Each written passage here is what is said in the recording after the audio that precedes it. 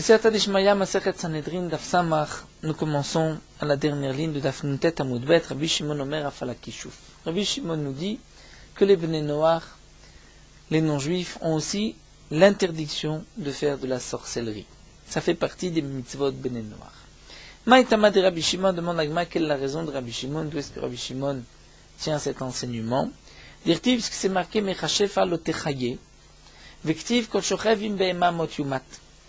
C'est-à-dire dans le pasouk, un pasouk l'un à côté de l'autre, Mechashefa Lotechaye, tu ne laisseras pas vivre une sorcière.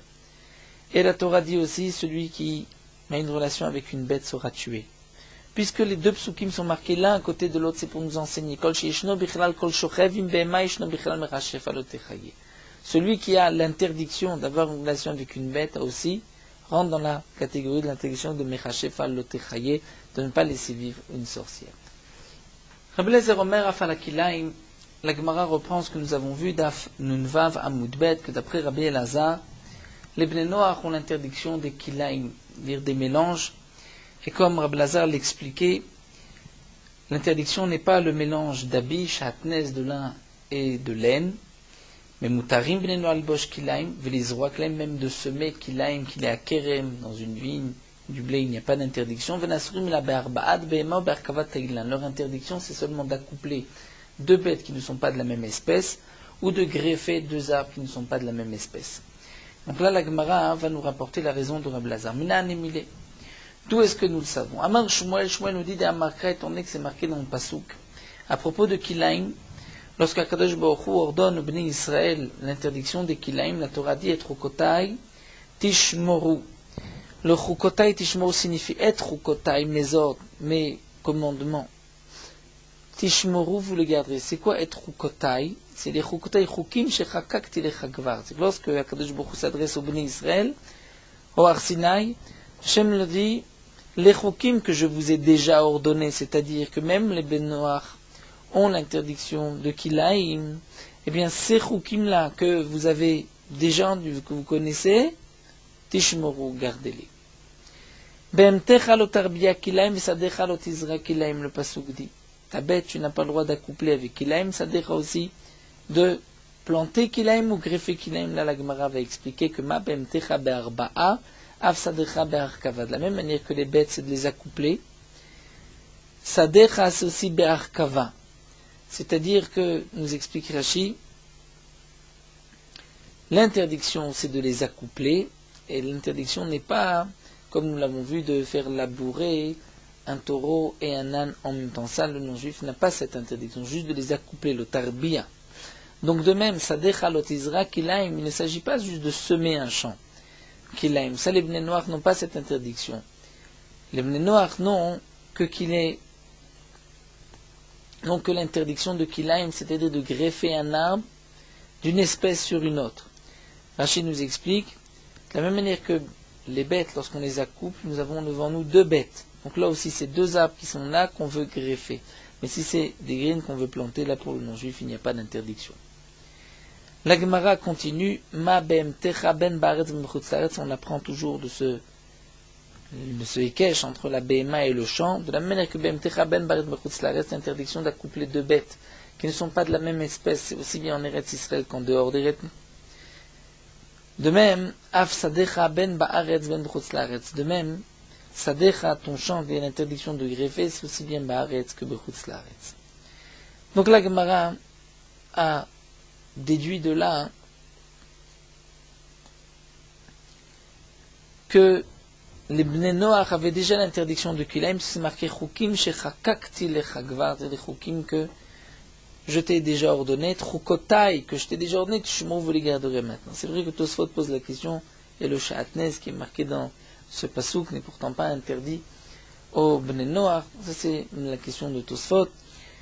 Aval, la Gemara, la Drasha était Chukotai Tishmoru, c'est-à-dire on doit garder les Chukim que je vous ai déjà ordonnés. Alors demande la Gemara, mais c'est ainsi, ce qui est marqué dans le pasouk, Ushmartem et Chukotai, Vet Mishpatai, la Torah dit, Ushmartem et Chukotai vet Mishpatai, Asher yaseh otam ha'adam v'chai ba'em. Vous garderez Chukotai. Est-ce que là aussi tu vas dire que Akadosh Baruch Hu a ordonné des Chukim auparavant? Donc en vérité, toute la Torah avait déjà été donnée au Bnei Noach, d'après l'explication de ce pasouk. La Gemara répond, c'est différent. Ici, Atam ushmartem et chukotai de hashta. Là-bas, puisque c'est marqué ushmartem et chukotai, c'est marqué d'abord, vous garderez, ensuite et chukotai. Donc c'est mechukim de maintenant. Mais notre dracha était acha et chukotai tishmoru, puisque c'est marqué d'abord chukotai, ensuite tishmoru. Donc je vais dire les chukim que je vous ai déjà ordonnés, là, tishmoru, vous les garderez. Donc c'est ainsi que Rashi explique la différence, si le chukotai est marqué avant tishmoru ou après tishmoru. Amar Rabbi Yoshua ben Kocha, nous remontons à la Mishnah. En vérité, nous avons rapporté toute cette sugia du Ben Noach, puisque la Gemara avait commencé avec le din du Megadef, de celui qui est Mevarech et Hashem, qui blasphème. Et Rabbi Yoshua ben Kocha nous avait expliqué donc, comment on jugeait celui qui avait maudit. Donc on allait écouter les témoins Bekinouï. Ils vont dire, voici ce qu'il a dit. Yakei Yossi et Yossi, ou Kalel Yossi et Yossi. Yossi, nous avons dit, c'était à la place du nom d'Hachem. Pour ne pas dire le nom d'Hachem, on disait Yossi. Nous avons vu aussi dans la Mishnah qu'avant le Gemardin, on ne pouvait pas tuer celui qui avait maudit Bekinouï, c'est-à-dire en ayant entendu des témoins la malédiction avec Yossi, mais il fallait l'entendre avec le nom d'Hachem. Donc on faisait sortir tout le monde à l'extérieur, on demandait au plus grand de dire ce qu'il avait entendu, le plus grand des témoins, et il devait le dire Mefourash. Les Dayanim étaient debout, déchiraient leurs vêtements, ils ne pouvaient plus ensuite recoudre ses vêtements, et le deuxième et le troisième témoin devaient dire, moi aussi j'ai entendu la même chose. Donc là, la Gemara, jusqu'à la fin du Hamoud, va nous rapporter les psukim de dire la source de tous ces enseignements. Amar Rabbi Yoshua ben Kocha, Amar Ravacha bar Yaakov, eno chayv shivarech Shem ben arba otiyot. Ravacha bar Yaakov nous dit, un homme qui maudit, donc on va, au lieu d'utiliser le thème de maudire, on va dire qui bénit, pour ne pas dire maudire, David HaKadosh Baruch Hu, derech kavod. Donc on va utiliser chez Ivarech, mais ça veut dire en vérité celui qui maudit. Donc Ravacha bar Yaakov nous dit, il n'est chayav que s'il bénit le nom de Arba Otiyot, de 4 lettres. Le Yud Ke Vav Ke, Shem Adanut. La Fouke Ben Shte Otiyot Delo. Et on vient exclure le nom de 2 Otiyot. Si c'est le nom seulement de 2 lettres, là il n'est pas chayav. Donc 4 lettres, c'est suffisant. Et comme dit Rashi, ce n'est pas nécessaire de Shem HaMefourash de 42 lettres. La Gemara dit Pshita, c'est évident, puisque c'est marqué dans la Mishnah Yakei Yossi et Yossi. Et on remarquera que le Tana a utilisé Yossi, qui est aussi de 4 lettres, pour reprendre le nom d'Hachem qui était de 4 lettres. La Gemara dit non, Maod était Mamilta Be'al Maod et Nakat. Peut-être qu'en vérité, le Tana n'a pas été précis de dire juste Yossi, les 4 lettres. En vérité, même 2 lettres, il aurait peut-être pu être Hayav, mais il a dit Yossi, juste à prendre un exemple. Donc, Ramash Malan que non, que c'était Dafka, un Shem de Arba Otiyot. Ika d'Amri, d'après notre version, Maravacha bar Yaakov, Shmamina, Shem ben Arba Otiyot Nam Shem, d'après cette version, Ravacha bar Yaakov nous dit un nom de 4 lettres est aussi un Shem. C'est aussi un Shem, et donc il est Chayav s'il maudit, s'il munit avec ses Arba Otiyot. La demande Pshita. Quel est le chidouche de Ravacha bar Yaakov? On apprend de la Mishnah, d'après cette deuxième version. On va poser l'action différemment, on va dire, mais c'est évident, qu'est-ce qu'il nous apprend, puisque c'est marqué dans la Mishnah, Yakei Yossi et Yossitnan, donc c'est 4 lettres. La Gemara répond moi, Kashem Rabba. Peut-être qu'il faut le grand nom d'Akadosh Baruch Hu, de plus de 4 lettres. Peut-être que le Tana a utilisé Yossi juste pour prendre l'exemple d'un nom court, mais en vérité, pour le nom d'Hachem, 4 lettres ne sont pas suffisantes, il faut peut-être 42 lettres, donc Kamash Malan que non, que même 4 lettres il est chayav. Nigmaradin, donc on fait appeler les témoins pour qu'ils répètent exactement ce qu'ils ont entendu. Le Bedin doit être debout. Omdi, Minalan, d'où est-ce qu'on sait? Amar Yitzrak Baramida Amakra, puisque le Pasuk dit Ve'ehud ba elav, ve'hu yoshev ba'aliyat amekare asher lo levado. Et à ce moment-là, Ehud a dit Dvar Elohim li elecha. J'ai une parole d'Hachem à te dire. Et c'est marqué dans le pasuk Vayakom alakissé que Eglon, le roi de Moab, s'est levé lorsqu'il a entendu Dvar Elohim li, une parole d'Hachem. Dit la Gemara Valodvarim Kalvachomer, Uma Eglon Melech Moab, Shou Nochi, Eglon Melech Moab est un nom juif. Velo Yada ela Bekinouy. Et il ne connaissait que le kinouï, Elohim. Ahmad, il s'est mis debout, l'honneur du nom d'Hachem. Alors Israël, si c'est un Israël, Veshema Meforash, et qu'il entend le Shema Meforash à la Chat Kama Vekama, qu'il doit se mettre debout. Donc c'est pour cela que le Bédine doit se mettre debout lorsqu'ils vont entendre du témoin. Kor, ils vont déchirer leurs habits. Minalan, est-ce qu'on sait dire-t-il? Puisque c'est marqué dans le passage Vayavo, Eliakim ben Chilkiya, Asher al-Abayt, Meshevna Sofer et Yoar ben Asaf Amaskir el Chizkiyahu, ils sont arrivés Keroué Begadim. Ils avaient déchiré leurs habits et ils lui ont dit Vayagidou lo divrei Rav Shake. Ils lui ont rapporté les paroles de Rav Shake qui lui avait blasphémé. Et donc on voit qu'ils s'étaient déchirés les habits. Donc lorsque eux avaient entendu, ils s'étaient déchirés les habits. L'homme est achid, lorsqu'ils déchirent, ils ne vont pas recoudre. Minalando est-ce qu'on sait Amarabiavo a tekri akri, on l'apprend par une sérachava de créative, Akakre Begadim, c'est marqué que lorsque ils avaient entendu les paroles de Rav Shake, ils ont déchiré leurs habits, parce qu'il avait maudit, Vektivatam, et là-bas c'est marqué Veelisha Roé. Et Elisha, au moment où Eliyahu Navi est monté le Sahara à Shamaïma, il est marqué que Elisha a vu, qu'il crie Avi, Avi, mon père Echav Israël Parasham, le char d'Israël. Velora Ouot, c'est marqué qu'il n'a pas vu ensuite, il a attrapé ses vêtements et les a déchirés en 2 morceaux. La Gemara demande Mashmashinma Vekarem Lishnaim, puisque c'est marqué qu'il les a déchirés en 2, Enyodeach Kiraim sont 2 morceaux, si on déchire, on a ensuite 2 morceaux. Matamod le Kiraim, pour nous dire Mlamet Shen Kruim Leolam, que Kiraim, c'est déchiré à jamais. Donc, puisque à propos de Elisha, c'est marqué Vekarem et c'est des Kiraim, il a déchiré pour ne plus recoudre. Donc dans la kriya qui est marquée Begadim à propos de celui qui entend un autre mot dire, c'est aussi l'homme achim, on ne recoupe pas ses habits. Tanoura Banan, la Gemara poursuit avec une braïta echad ashomea, aussi bien celui qui entend, ve'echad shomea mipi shomea, ou celui qui entend de celui qui a entendu. Lorsque celui qui a entendu répète, chayav likroa, il a l'obligation de déchirer ses habits. Ve'aedim en chayavim likroa, mais les témoins n'ont pas besoin, lorsque eux vont témoigner, n'ont pas besoin de déchirer leurs habits. Shekvar karou b'shar shamou, parce qu'ils ont déjà déchiré leurs vêtements lorsqu'ils avaient entendu cet homme maudire. La Gemara demande vechi karou b'shar shamou ma'yave. Demande la Gemara, même s'ils ont entendu, et alors hakasham yashta, maintenant ils entendent une autre fois lorsque eux-mêmes vont répéter la klala. La Gemara nous dit lo salkadata dirti, puisque c'est marqué Vaïk ishma melech Chizkiyahu dans le pasuk, lorsque Chizkiyahu a entendu, c'est marqué Vaikraet Begadav, il a déchiré ses habits, et dit le pasuk Vaitkaz Basak Vayavo Bet Hashem. Donc lorsque Chizkiyahu a entendu, c'est marqué dans le pasuk qu'il a déchiré ses habits. Et dans le pasuk, on peut être médaillek, puisque c'est marqué Vaikraet Begadav, il a déchiré ses habits. Donc, Amelech Hizkiya ou Vaikraet Begadav, je déduis que Amelech Hizkiya Kara, il n'y a que lui qui a déchiré. Vehem Lokaru, et les témoins, ceux qui ont répété, eux n'ont pas déchiré, puisqu'ils avaient déjà déchiré. Amar Rabuda Amar Shmuel Rabuda Dino Shmuel Hashomeh Askara Mipi Ovet Kochavim Enochav Likroa. Si un non-juif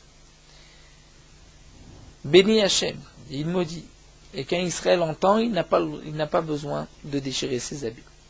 Veim Thomas, tu poses la question, Rav Shake, voici que les Ramim, Eliakim, Shevna, Yoar avaient déchiré leurs habits lorsqu'ils avaient entendu cette malédiction. Il m'a répondu, Rav Shake n'était pas un goy, il était Israël Moumaraya, il était un juif qui s'est rebellé, donc il avait le digne de Israël, c'est pour ça qu'ils ont déchiré. On ne déchire que sur le Shem HaMiyuchad, le nom d'Hachem des Arba Otiyot. Havaya Adanut, la Fouki Kinouï de l'eau. Mais on exclut le Kinouï, c'est-à-dire si c'est non pas le nom d'Hachem mais un Kinouï, comme nous avons vu Katz, Vakot, Shakai, là il n'est pas nécessaire de déchirer ses habits. Au plégué de Rabbi Chia Betarvayou, et nous dit la Gemara, cet enseignement de Rabbi Damar Shmuel, est en marloquette avec Rabbi Chia sur 2 points. Damar Rabbi Chia a dit Hashomeh Askara Bizman Nazeh no Chayav. Rabbi Chia nous dit que si un homme entend une malédiction prononcée par un non-juif de nos jours, il n'est pas nécessaire de déchirer ses habits. Chez Miata Omerken, parce que si tu ne dis pas, si tu dis qu'il faut déchirer ses habits, alors nos habits vont être déchirés entièrement de tous les côtés, puisque les non-juifs ont pris l'habitude de maudire. Miman demande la Gemara, de qui il s'agit? Donc nous avons expliqué que c'était des non-juifs, la Gemara va le prouver. Et les mâmes Israël, si tu dis que c'est à cause d'un Israël, donc d'Israël qui va maudire toute la journée, mais Pekiré Kouléaï, dit la Gemara, ce que Bisman Nazé, les Israël maudissent toute la journée au point de dire qu'il n'est plus nécessaire de déchirer ses habits, et la Pshita Movet Kravim, donc c'est évident qu'il s'agit de non-juifs qui vont maudire. Donc tu vois que si un non-juif maudit, tu dois déchirer tes habits. C'est seulement Bisman Nazé où ils ont pris l'habitude, ou sinon c'est tout le vêtement, là on ne déchire plus. Shema Miyucha, si tu dis que c'est seulement lorsque le non-juif prononce le Shema Miyuchad, alors Migmire, est-ce que les non-juifs ont tellement appris le Shema Miyuchad pour pouvoir maudire?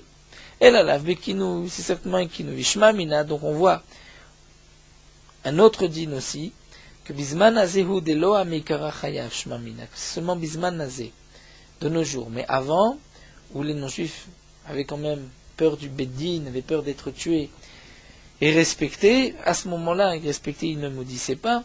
Là, il fallait déchirer ses habits. Donc nous avons vu ici deux points. Premièrement, que même si un non-juif dit une malédiction, on doit déchirer ses habits. Sauf si c'est comme Bismanazé, ou alors on devrait déchirer tous les habits. Deuxième point, c'est que Rabbi Yuda Marshmuel a dit on ne déchire que si on entend une malédiction du Shema Miyuchad. Et là nous avons vu que même Bekinouï, puisque le non-juif ne connaît pas le Shema Miyuchad. Donc c'est deux points où Rabbi Yuda Marshmuel est en machloket avec Rabbi Chia. La Gemara continue à Shini Omer Alfani Kamo, le deuxième témoin ne va pas répéter ce que lui a entendu, il dira moi aussi j'ai entendu comme ce qu'a dit le premier. Amar Resh Lakish dit Shmamine, on peut déduire de là Alfani Kamo Kasher Bedine Mamonot ou Bedine Nefashot, dans un jugement d'argent ou d'âme. Si un homme dit moi aussi, le deuxième témoin dit moi aussi j'ai entendu, j'ai vu ce que le premier a dit, c'est suffisant. Seulement on ma'ala ou Davoud Rabbanan, les Khamim ont dit non, c'est une ma'ala, pour que ce soit mieux, il faut que chaque témoin dise ce qu'il a vu. Et donc Resh Lakish nous dit, de là on déduit que Minatora, c'est suffisant qu'un témoin dise j'ai entendu ou j'ai vu telle chose, et que le deuxième dit moi aussi. Donc Miderabana, normalement chacun doit répéter ce qu'il a vu, c'est Maracha, Kevan de l'Oefsha ou comme Rabana de Oraita ici, puisqu'on ne va pas, lorsque les témoins vont répéter cette malédiction, on ne va pas les faire répéter, donc là on reste au din de Horaïta. Mais nous dirait Shlakishi, Salgadatar Pasoul, si tu dis que dans Dine Mamonot Dine Nefashot, c'est Pasoul, et que ce n'est pas suffisant juste de dire moi aussi, il faut répéter, dire exactement ce qu'il a vu, alors Acha Mishum de Levcha Katina le Gavra, alors demande la Gemara ici, comment va-t-on tuer cet homme-là? On va le tuer, alors qu'il n'y a qu'un témoin qui a répété, le deuxième a dit Afani. Pourquoi? Parce qu'on ne veut pas entendre une deuxième fois la malédiction sur Akadosh Baruch Hu, mais ce n'est pas pour ça que, si le témoignage n'est pas valable, encore je ne peux pas tuer cet homme-là. Donc si je vois que je peux le tuer, c'est qu'en vérité le témoignage est suffisant. C'était une mala, et là les Chachamim n'ont pas exigé dans le cas de la klala. Vashlishi Omer Afani Kamou, le troisième dit moi aussi, j'ai entendu comme les premiers. Dit l'agma stama kerbekivad maki shalosh leshnaim. Ici c'est stama, comme cette fameuse machloket dans Masechet Makot, où le pasuk a dit al pi shnaim edim ou shlosha edim yikun navar. Les Chachamim se posent la question, Rabbi Akiva demande si la Torah dit al pi shnaim edim, alors pourquoi la Torah dit 3 témoins? Si déjà 2 témoins sont suffisants, pourquoi 3? Rabbi Akiva avait répondu c'est un ékesh entre 2 et 3. Mais de la même manière que 2, c'est un seul témoignage. Et donc ils ne seront zomimim que si on rend zomim les deux. Et de même que si un des deux est pas soul, l'autre aussi, son témoignage n'est pas accepté. Donc dire Rabbi Akiva, 3, c'est la même chose. Et si j'ai 3 témoins et qu'il y a un des 3 qui est un karov, un proche parent, ben, les 3 sont psulim. Donc ici, où nous avons vu dans la Mishnah Vashlishi Omer, on parle comme s'il y a un troisième. C'est pour vous montrer, ce din-là, comme dit Rabbi Akiva, qu'il y a un kesh entre 3 et 2. On continue avec une nouvelle sugia, qui est la sugia de Avodah Zara. Oved Avodat Kochavim. Un homme qui pratique la Avodah Zara. Il est Oved Avodah Zara. Il est Chayav Mita, Chayav Skila. De quel Avodah Zara il s'agit? Non pas quelle sorte de Avodah Zara, mais de quel Avodah, quel service. Qu'est-ce qu'il a fait? Nous allons voir qu'il y a en vérité deux sortes de Avodot. Les Avodah Zara, les idoles de l'époque, dieux étrangers de l'époque, chacun avait sa Avodah. Comme nous allons voir, il y avait une Avodah Zara de Peor, Baal Peor, où il fallait se découvrir et faire ses besoins sur la Avodah Zara. C'était ainsi qu'on servait cette Avodah Zara. Ou Markoulis, c'était 3 pierres, et la Avodah Zara, c'était de jeter des pierres sur ces pierres. Peut-être que les non-juifs avaient ainsi décidé, étant donné que certains faisaient leurs besoins sur la Avodah Zara, marque de dédain, ils ont dit, bien c'est comme ça que on va être Oved la Avodah Zara, afin que même celui qui veut la négliger, en vérité, il va la servir. De même pour Markoulis. Donc il y a des Avodah Zara où la Avodah, comment on adorait cette idole, qu'est-ce qu'on faisait? On faisait telle ou telle melacha.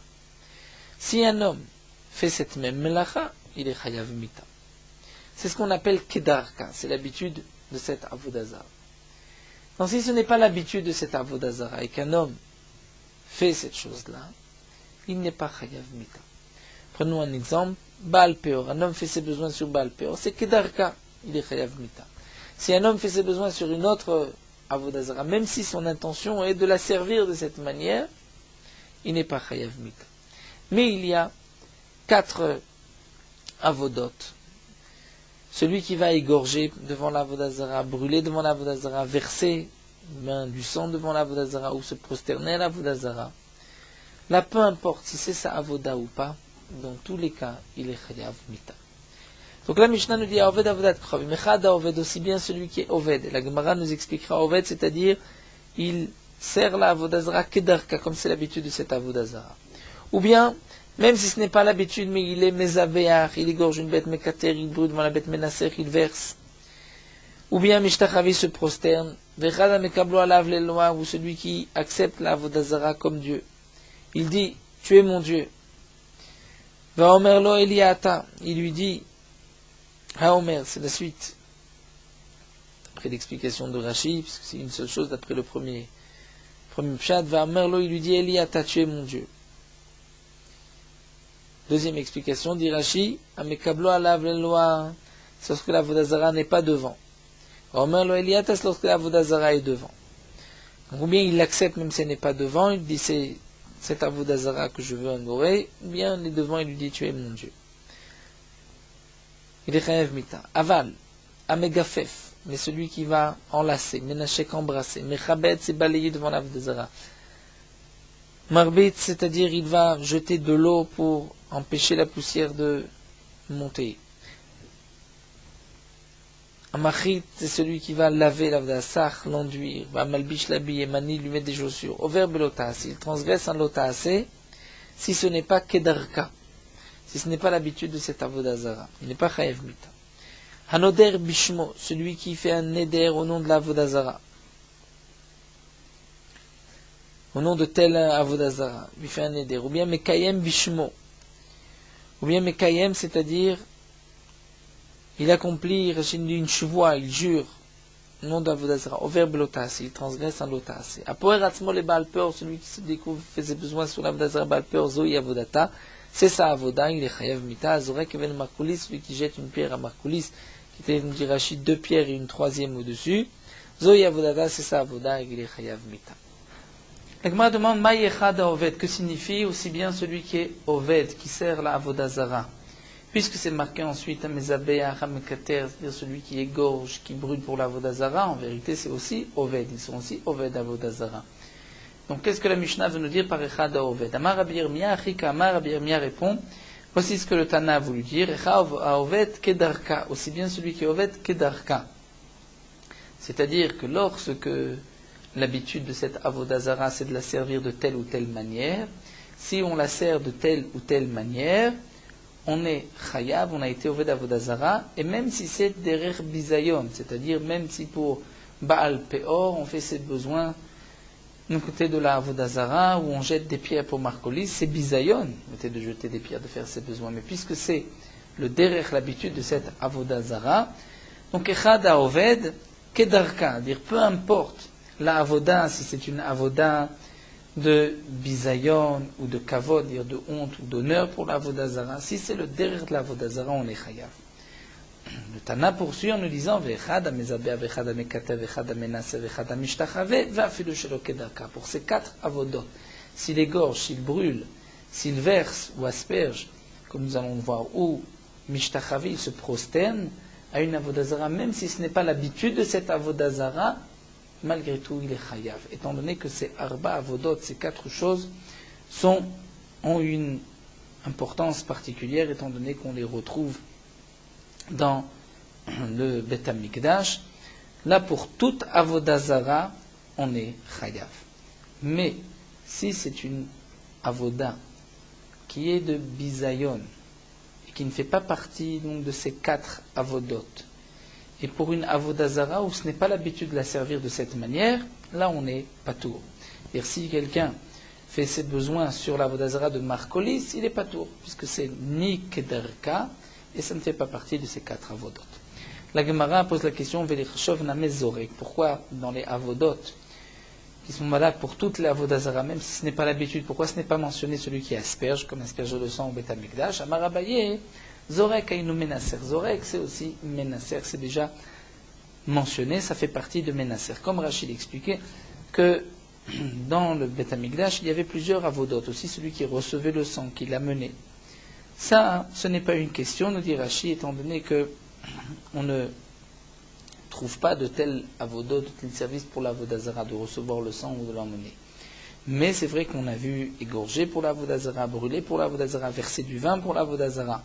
Et la question de la Gemara, c'est asperger le sang, on le trouve aussi à propos de l'avodazara, puisque c'est marqué balasir niskem midam. Je ne vais pas verser, mais que du sang. Donc zorek, c'est verser. C'est aussi chayav nisir niskem midam, comme c'est marqué dans le pasuk. Et Amar Abaye, il répond zorek aïnou menaser. Étant donné qu'on apprend de ce pasuk, balasir niskem midam, ça fait partie de menaser qui est déjà mentionné dans les 4 avodot. Et la Gemara poursuit minan et miledou est-ce qu'on sait. L'État nous rabbanan, la Gemara va nous rapporter une braïta. Nous allons aujourd'hui étudier juste la braïta jusqu'à un marmar, et ensuite nous reprendrons demain l'explication de cette braïta. Donc la braïta va nous dire d'où est-ce qu'on sait qu'on est chayav pour ces avodot-là. L'Etanu Rabbanan. Ilou Neymar. Nous avons un passou qui nous dit Zoveach, celui qui égorge, la Elohim, on va traduire à des dieux étrangers, Yahoram, il sera tué. Bilti Lachem Levado, ce n'est que pour Akadosh Baruch Hu qu'on peut égorger une bête. La Braïta nous dit, si c'était marqué juste Zoveach Yahoram, ce n'était pas marqué la Elohim. Zoveach Yahoram, celui qui égorge doit être tué. Haïti Omer, j'aurais expliqué le passouk. Dans quel cas celui qui égorge est chayav mita? Bezover kodashim bachutz akadov medaber. C'est celui qui égorge un korban en dehors du Bet HaMikdash, puisque nous avons vu par ailleurs qu'il y a une interdiction d'égorger une bête en dehors du Bet HaMikdash. Il est d'ailleurs chayav karet. Donc j'aurais dit que ce passou qui dit il est chayav mita, c'est s'il égorge une bête en dehors du Bet HaMikdash. Mais puisque la Torah précise Talmud Lomar la Elohim, c'est que la Torah nous dit non. Dans quel cas on est chayav? Bezoveach la avodat kochavim akatov medaber. C'est pour celui qui égorge une bête pour la avodah zara. Mon indol, c'est de ce cas-là que la Torah nous parle. Donc zoveach la Elohim yachoram, il sera tué. Si c'est ainsi, nous explique Rashi. Je vais inclure en vérité zoveach la Elohim, c'est-à-dire kol Elohim b'mashma di Rashi. C'est-à-dire pour toute avodazara, même si ce n'est pas l'habitude de cette avodazara d'égorger une bête devant cette avodazara, mais si on le fait, on est chayav. Et Rashi rajoute, et c'est important pour la suite de la Gemara, Rashi nous dit, étant donné que c'est marqué Zoveach la Elohim, ce n'est pas marqué avoda. Et nous avons un pasouk, comme nous le verrons, Vayeler, Vayavod, Elohim Acherim, il a servi des autres dieux. Vayeler Vayavod, cela signifie Vayavod, comme l'habitude de chaque avodazara. Mais là, ce n'est pas marqué Oved la Elohim bizvicha yachoram, que celui qui sert la Avodazara en égorgeant une bête, il sera tué, c'est-à-dire celui qui sert et que c'est l'habitude de la Avodazara. Non, c'est marqué Zoveach la Elohim, c'est-à-dire peu importe quelle Avodazara. Même si ce n'est pas l'habitude de cette Avodazara, si on égorge une bête pour la Avodazara, on est Chayav Mita. Rashi continue et nous dit que si nous avons une avoda particulière pour cette avodazara, c'est-à-dire c'est la manière de la servir, là on est chayav mita du pasuk qui dit Vayeler vayavod Elohim acherim. Il a été et il a servi d'autres dieux, et vayavod, c'est-à-dire chaque idole, chaque dieu en fonction de sa avoda. Là c'est marqué Zoveach la Elohim, c'est-à-dire égorgé pour n'importe quelle avodazara, on est chayav mita. Donc la Gemara continue et nous dit En liela bezoveach, je n'ai que celui qui va égorger une bête pour l'avodazara, même si ce n'est pas l'habitude de cette avodazara, il est chayav. Mekater menasech, celui qui va brûler ou verser pour l'avodazara minaim, il est chayav. Talmud Omar bilti lachem levado.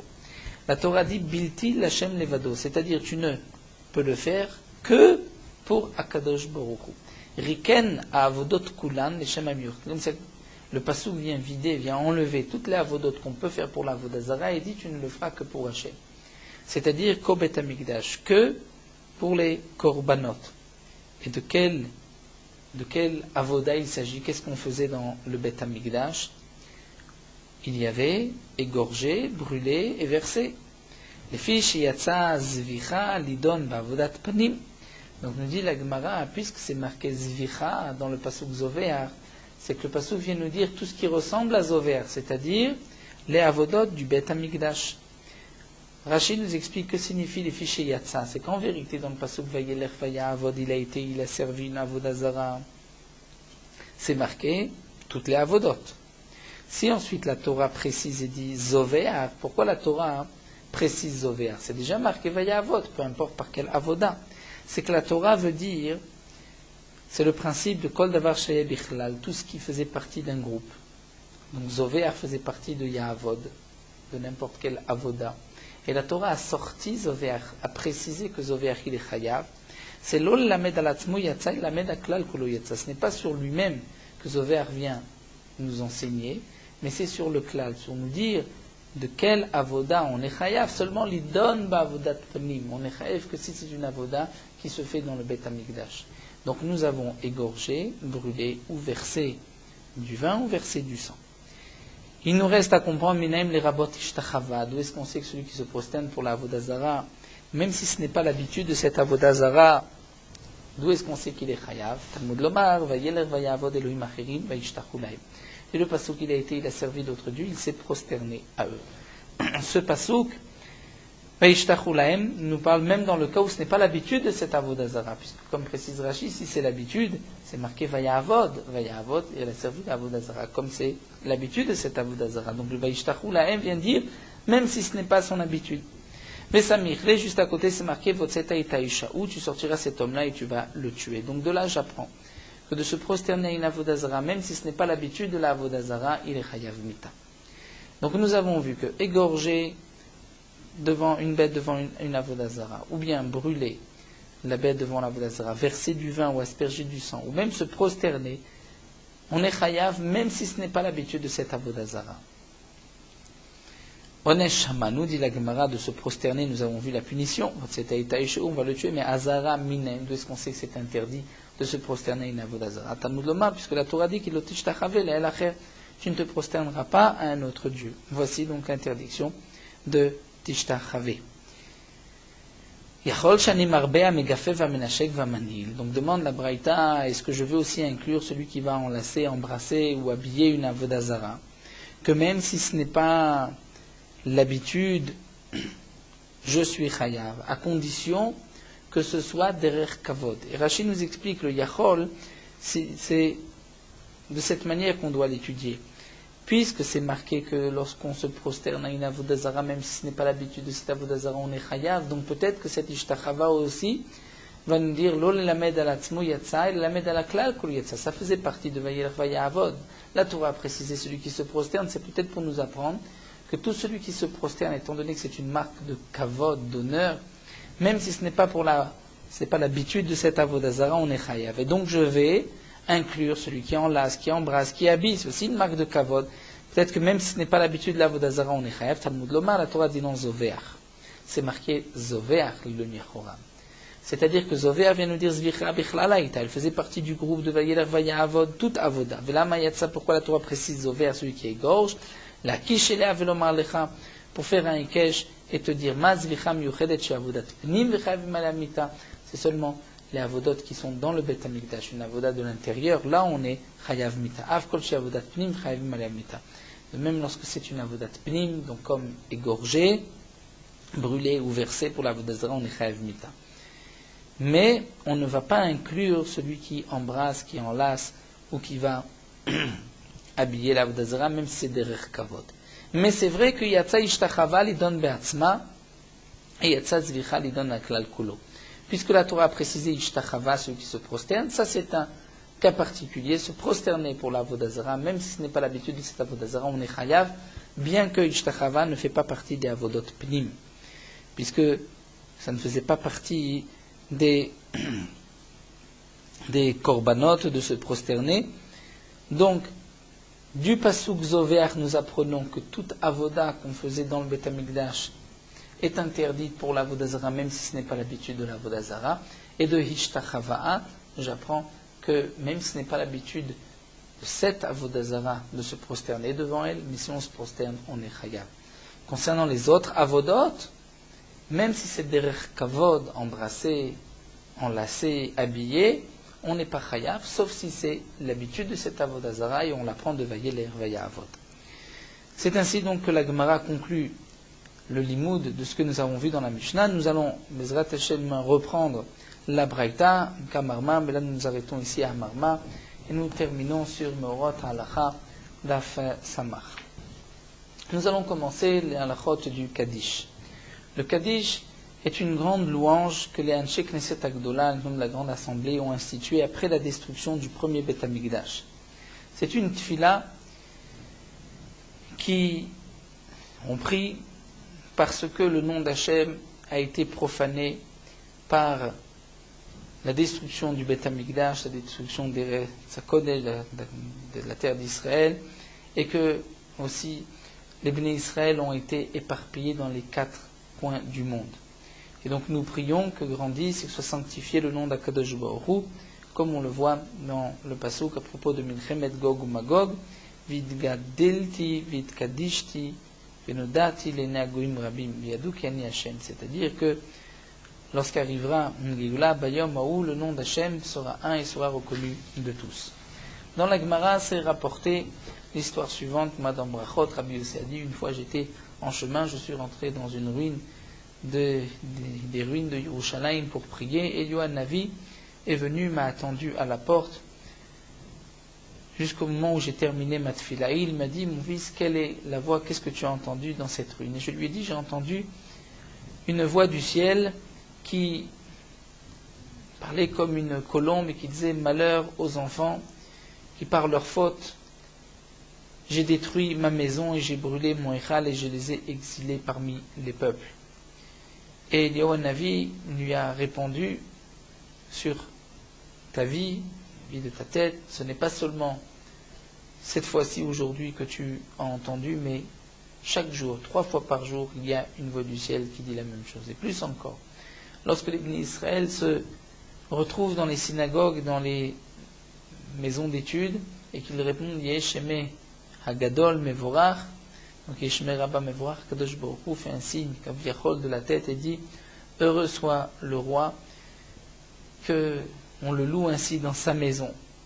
Qu'est-ce que le père a gagné d'avoir exilé ses enfants, et malheur aux enfants qui ont été exilés de la table de leur père. On voit l'importance du Kaddish, moins que Akadosh Baruch Hu réagit à chaque fois que les Bnei Israël répondent au Kaddish.